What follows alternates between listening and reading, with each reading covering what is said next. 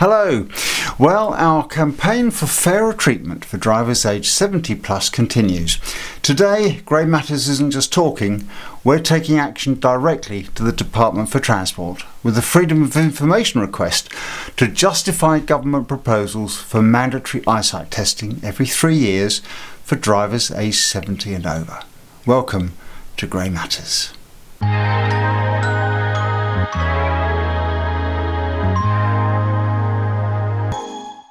Hello and welcome to Grey Matters, the channel that promotes the fact that the older generation still matters and has relevance, and which looks at issues that matter to the older generation.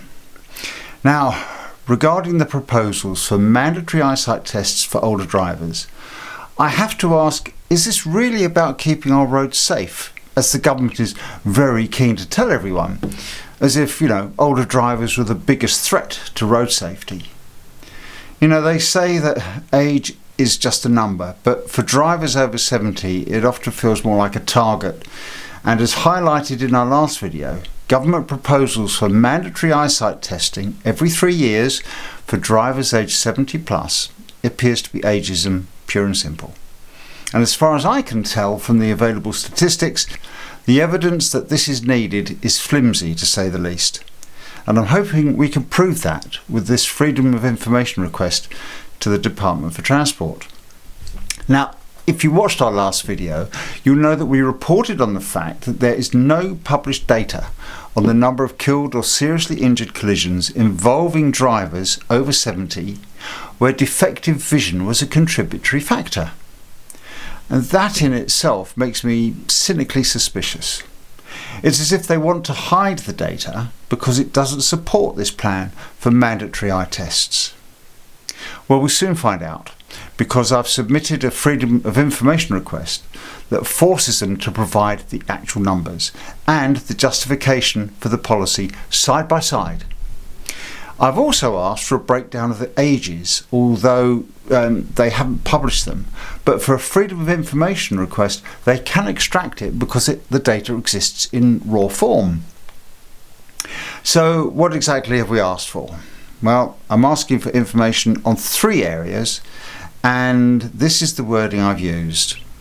Using the latest available Stats 19 data for Great Britain, in how many reported collisions resulting in a KSI outcome involving at least one driver aged 70 or over was uncorrected defective eyesight recorded as a contributory factor for that driver. Now, this is the main thrust of the Freedom of Information request. There is so little data available regarding defective vision that I reckon the only way to get it is to ask the department for it directly. And that request is then broken down into the following components. I'm asking them to provide the most recent calendar year for which complete data is available, the number of KSI collisions meeting the above criteria, and if readily available, the number of KSI casualties in those collisions. So that request should give us the numbers we need. Now, secondly, I'm looking for the justification. And for that, I've said, please provide any impact assessments, evidence reviews, modelling, risk analysis or internal briefing documents held by the department that relate to defective eyesight as a contributory factor in collisions involving older drivers aged 70 plus, and which have informed or supported the proposal for mandatory eyesight testing at licence renewal. Now, the great thing about this is that it's harder for them to dodge this second question when it's tied directly to the first. And then finally, I want to know if any particular age group is at greater risk, particularly bearing in mind how insurance premiums are hiked when you reach 79 years of age. So I've said that using that same data set, please provide an age breakdown in 5-year bands from 70 upwards for collisions where uncorrected defective eyesight was recorded as a contributory factor, including the number of KSI collisions and KSI casualties for each age band. And then I've slipped in a final little kicker that reads, if no such assessments or evidence exists, please confirm this. Now, the great thing with that is that if the evidence is weak or non-existent, then they must state that explicitly. And if that's the case, then the justification for 3 yearly eye tests falls apart. Now, as I said last time, nobody wants unsafe drivers on the road, but I'm convinced that the evidence will show that defective eyesight is not a major contributory factor, and the proposals therefore disproportionately target older drivers. Now, many older drivers have yearly or 2 yearly eye tests already, so it's not necessarily a hardship to take one every 3 years, but our concern is that this is ageism, which is unlawful. And of course, with older drivers and younger drivers each accounting for the same percentage of KSI collisions, this is around 25-24% each, the data does not single out older drivers as being uniquely problematic, yet the policy proposals only target the older group. Now, in assuming the reply to the FOI will show insufficient data to justify the proposals, why is it therefore that there's this mismatch between the data and the policy? Well, firstly, I believe it's down to political optics. Older drivers is an easy narrative for policymakers. It sounds like a safety measure without upsetting, the large commercial sectors. Now, let me explain what that means. When government looks for road safety measures, they tend to avoid actions that would upset large, powerful or politically sensitive industries. Older drivers are a group that doesn't have a strong lobbying presence. Despite the existence of 1 or 2 organisations, we don't have a militant or highly vocal representation. We're unlikely to organise mass protests and we're seen as low risk politically. So policies aimed at us carry very little political cost.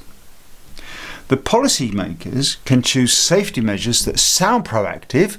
Targeting older drivers creates the appearance of action, and it avoids conflicts with important business sectors such as the automotive and insurance industries and commercial logistics transportations. And it focuses on a group with limited political leverage. It's a safe policy move, even if the evidence doesn't support it. And another reason for this mismatch is public perception bias. People believe older drivers have poor eyesight, even if the data doesn't support it. And the third reason, I believe, is down to the limitation of available data. For example, police officers rarely test eyesight at the roadside unless it's obviously relevant. So defective eyesight is under-recorded, but not in a way that suggests a hidden pandemic, or epidemic I should say, but more that it's simply not a major factor. As it happens, I'm against roadside tests anyway with the police as they currently stand, because police officers aren't trained ophthalmologists. They won't take things into account, such as ambient visibility, and yet they can be responsible for you losing your licence. Far better, I would suggest, is that if you fail a roadside test, that you're given a time frame to undergo a proper eye test and provide the evidence. So, finally, I think this mismatch between the evidence and the policy exists because the driving license renewal rules.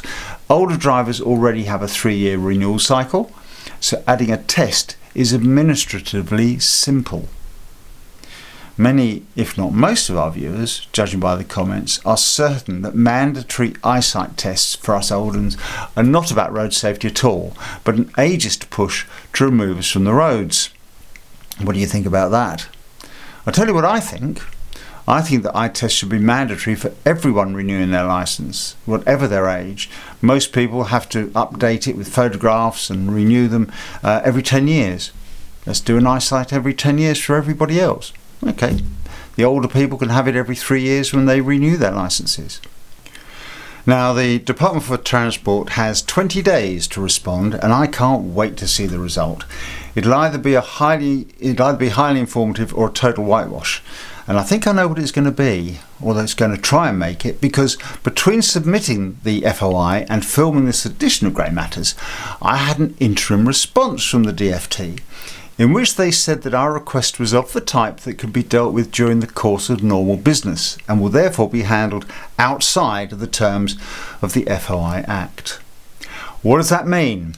What it means is that they don't have to comply with the statutory requirements. They don't need to reply within 20 days. They don't have to confirm or deny certain information. It removes my right to refer it to the Information Commissioner if I feel it needs referring, and there's a few other things it prevents me from doing. So I'm not standing for that, so I've immediately replied back saying no, for clarification, this is an official submission for a Freedom of Information request, and I want it dealt as such, and I expect their reply within 20 days. It was worded a bit more officially than that. So we're not going to let them off the hook, I hope. So that's it for now. I'll keep you updated as things progress. I'll be letting some people, perhaps more influential than I am, know about the FOI, and I'm thinking about Martin Lewis, Daniel Shen-Smith, the Black Belt barrister, and maybe some others who might show some interest in our cause. In the meantime, please share this video so we can reach more people with this campaign, and of course don't forget to comment, and you can hype this video, which you could do on a mobile device the first 7 days after it goes live. And please consider subscribing if you haven't already, just to keep up to date with our channel. Thank you for watching. That's it for now, and until the next time, it's bye for now. Wish us luck.